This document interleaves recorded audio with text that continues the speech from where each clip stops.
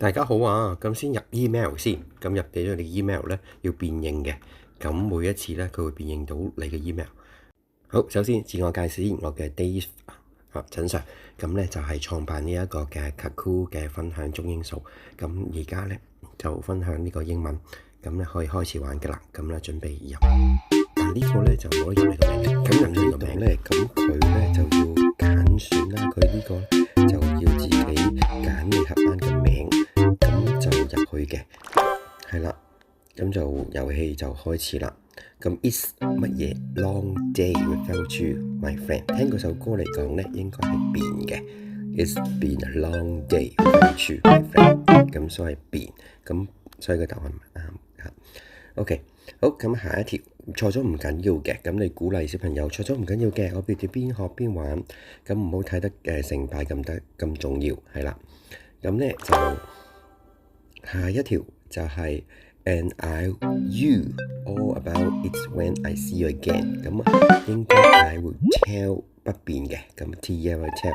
咁我建議大家咧播住一首歌嚟聽，或者聽熟咗呢個歌先至再玩。We've a long way from where we began。一個咧 have 咧應該 PP 嚟嘅 C-O-M-E come。咁所以 will come along。好啦，咁當你聽上歌咧，好自然會識答呢個問題嘅。I love we 咩 to 咧，就過去式嘅 loved， 以前過去愛過嘅，咁所以 love 就係過去式。好啦，繼續。But something told me that won't 乜嘢咧？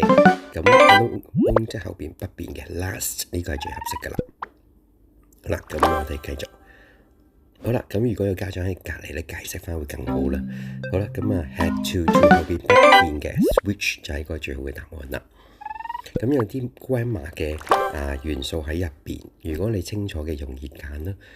There were days hard work forever 乜嘢？pace 啦，咁 pace 咁因為 hard work 係雙聲單數，所以必須加 s 嘅。好啦，咁如果唔明咧，可以睇我呢條片啦，倒翻轉頭聽翻啦。Everything I flew, you were standing there by my side。你見到 were 係過去式啊，所以一定係 when 先係個啱嘅。好，繼續。咁小朋友錯嗰陣時咧，你就唔好鬧佢，鼓勵到佢錯唔緊要啦，再嚟講。Loves will never 後邊不變，所以 get 最好啦，因為 will 後邊係不變嘅。好啦，咁就完咗啦。完咗之後咧，我哋可以睇到個 record 啦。咁共統計睇下一啲人通常要錯喺啲乜嘢。咁